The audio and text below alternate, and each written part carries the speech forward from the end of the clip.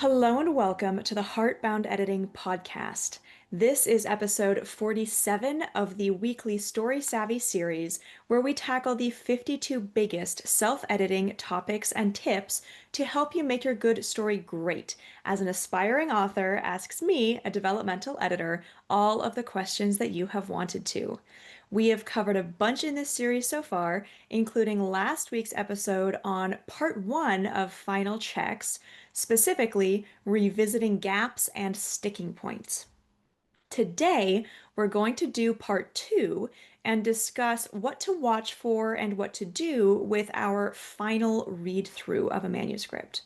By the end of this episode, you will hopefully feel confident reading through your story critically one last time to prepare to get outside feedback. Joining me to ask all of the questions is my friend and co-host, Agnes Wolfe. Hello. Hi, I'm an aspiring fantasy author who hopes to release her first middle grade fantasy later this year, and also the host and founder of Authors Alcove. I'm here today to do part two of the final checks and discuss what to watch for and do with your final read through. Okay, so I have already, and I'm sure everybody else at this point has read through their manuscripts who knows how many times. Is it really important to go through it this one last time? I think so. And specifically, I think that it's important to do so giving yourself permission or taking my permission to pay attention to everything and just read through, paying attention to the story and catch whatever you can catch. In earlier steps in this series, I recommend watching for one layer of the story at a time because you want to tackle one specific topic completely. This is your chance to go through and go, oh, I forgot to, fix this genre moment. And oh, I wanted to tweak this line about her character arc. It's your chance to go through and just expand your mindset around the story and try to catch all of the last minute things.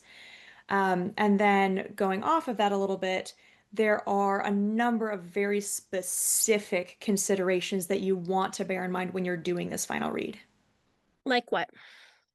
So essentially, like I mentioned already, anything that you missed on a previous editing round, but also very specifically, you want to look for any formatting issues to fix, which you can't do like a search and replace or a select all to do.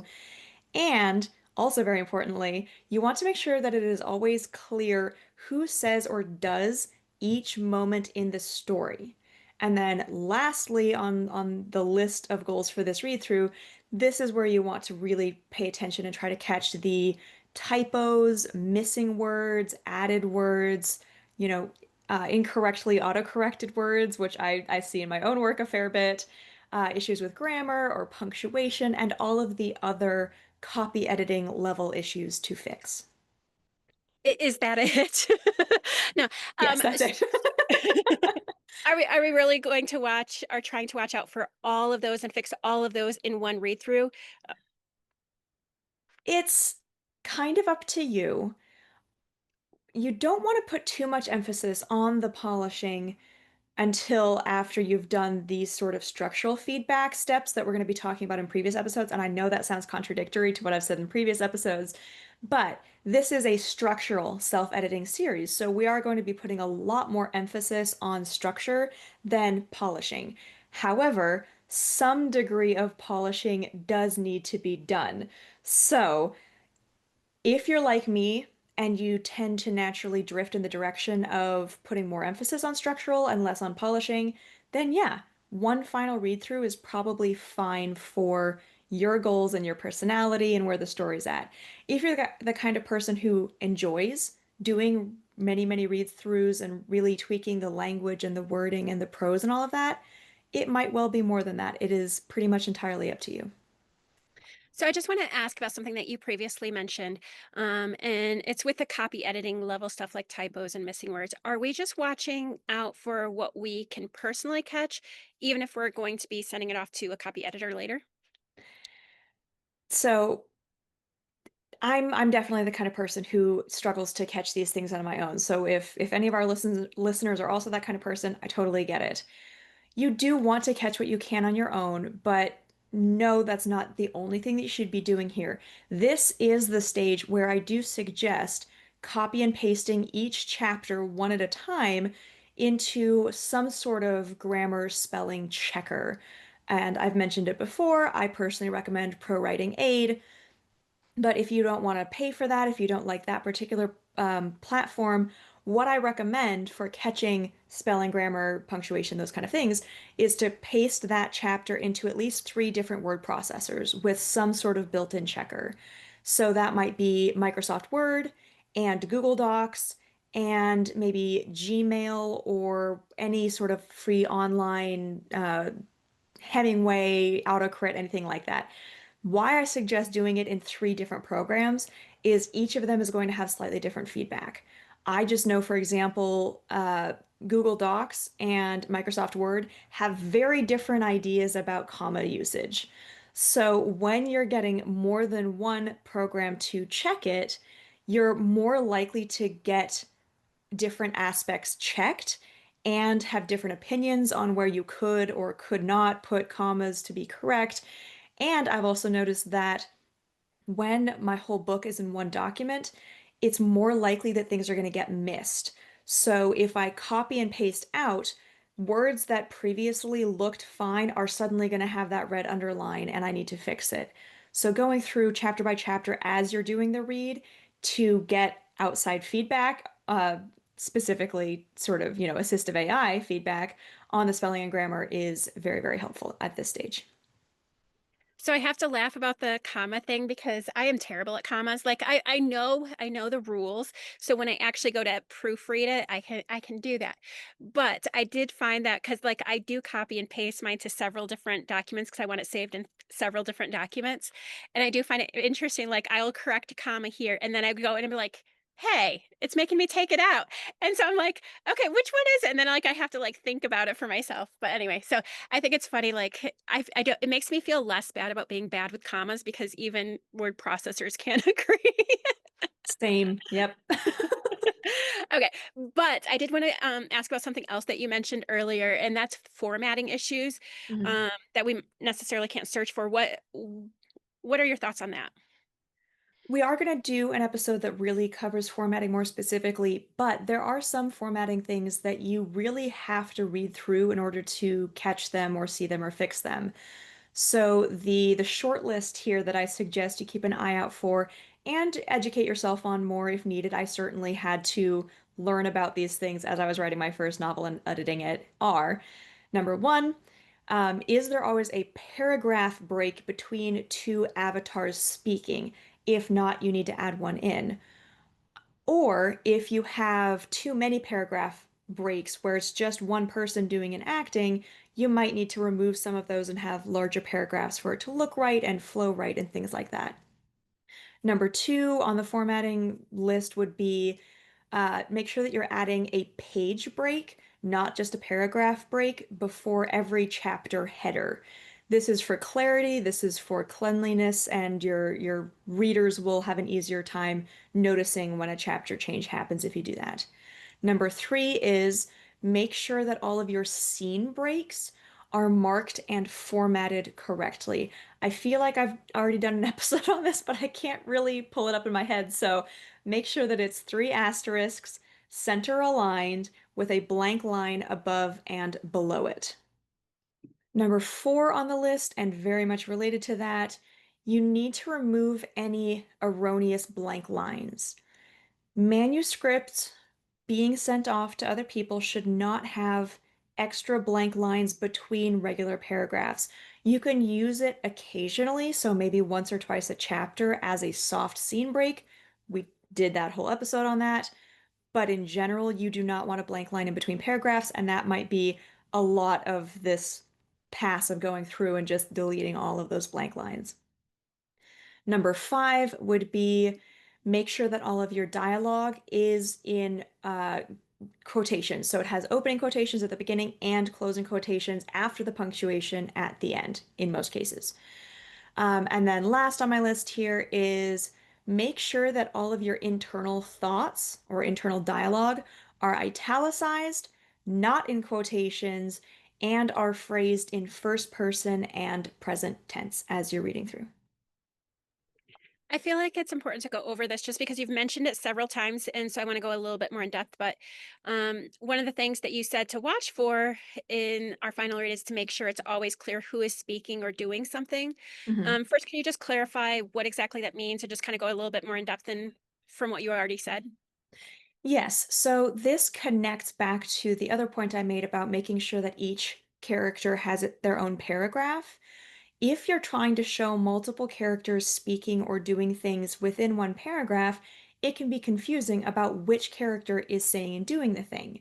But even when you do have the paragraphs formatted correctly, where let's say Kate does this paragraph, and then Jimmy does that paragraph, and then so on and so forth, it still can be important to make sure that in this paragraph where Kate is speaking and doing things, her name appears in a way that makes it clear that she's the one speaking or taking an action. And this is intuitive for most authors. You probably don't need to stress about this. However, when you're reading through, just bear that in mind. And if you read a paragraph and you're like, you know what? If I hadn't written this, I'm not sure it would be clear who said this. Go ahead and just use a dialogue tag, use an action tag, use a description, something to make it clear, hey, this passage is about this person, their words, and what they are doing. So I know myself, I'm not quite to this stage, but I have a feeling that I will probably spend way too much time on this final read through. So, how long does this step usually take, or how long do you think it should normally take the average writer? And at what point should we just say enough is enough, or dial back how much effort we are putting into it? Because I know that we could spend like a lifetime doing this part. Absolutely, and some writers choose to, and that's their choice to make. I think that So, for myself, my final read usually takes about a week, but I work pretty quickly. So, that's not going to be true for everyone. I think that for most authors, saying that you have a month to do this final read through would seem reasonable, again, just on average. And I think that's a great question to ask. At what point do you decide that you've gone past reasonable length or time or effort for this? The answer is essentially when it starts either bogging you down, when it starts removing your motivation, your forward momentum, when it starts feeling like there's too long of a gap between issues that you're catching, so you have to read 5 chapters before you find another typo kind of thing. There's a whole myriad of different lines that you can draw for yourself, but I do very much recommend that you do draw a line for yourself. So maybe for an individual trying to watch these different layers of catching things you missed from previous rounds of editing, formatting, and speaker clarity, trying to do all three is too much for one read through. So maybe this does end up being 3 different final read throughs for you. That's totally your call. And doing it that way might speed up the individual reads, but together that might make it take 2 months. So I don't really have a concrete answer on this, but I do think that it is very valuable to think about and make a call on for yourself when it feels like you need to. I don't mean to be very vague with this, but do you have any more advice or thoughts on this topic that you wanted to share that maybe I've missed? Yeah.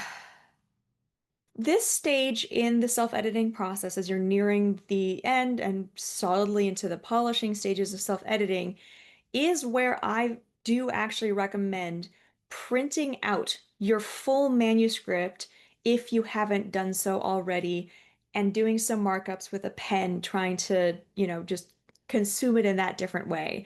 Similarly, just do anything else that you can think of to really change the tangible aspects of how you are consuming your own writing. This could be just changing your font and type color or size. This could be changing your formatting, especially if you're having to do a lot of fixing around your formatting that will change how it looks and therefore change slightly how you perceive it. You can also just try changing what device you're reading it on. If you're typically working on your laptop, export it and try reading it on your phone or a tablet or your Kindle, something like that.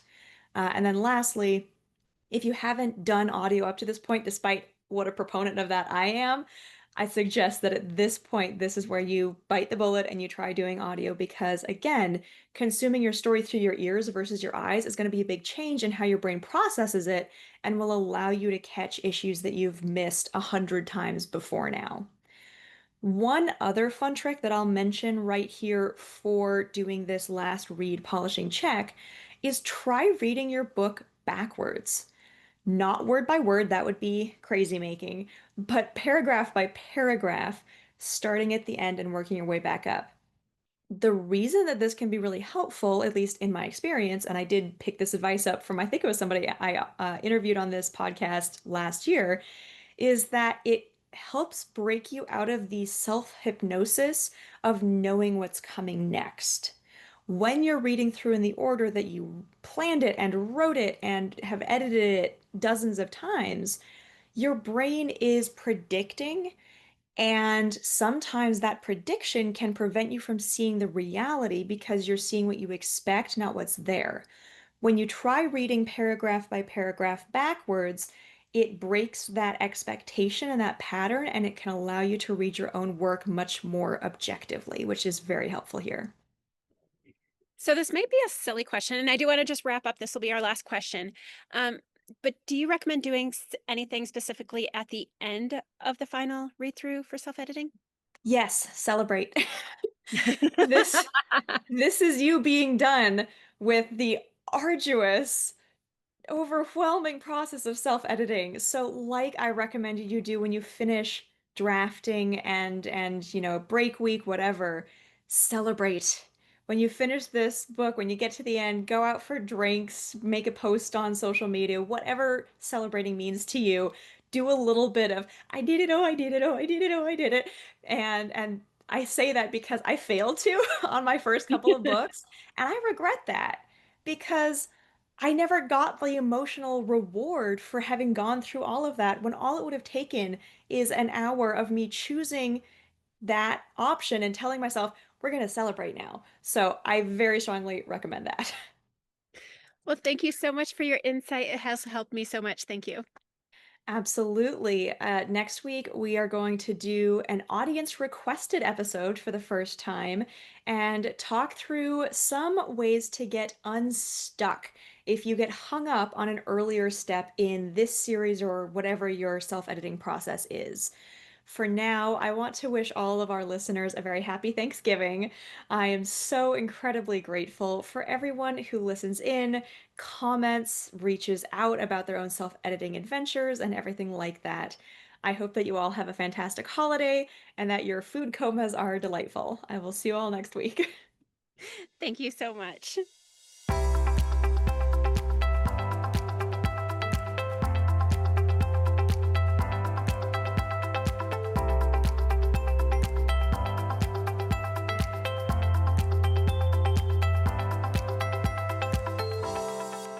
Thank you so much for listening to the Heartbound Editing Podcast.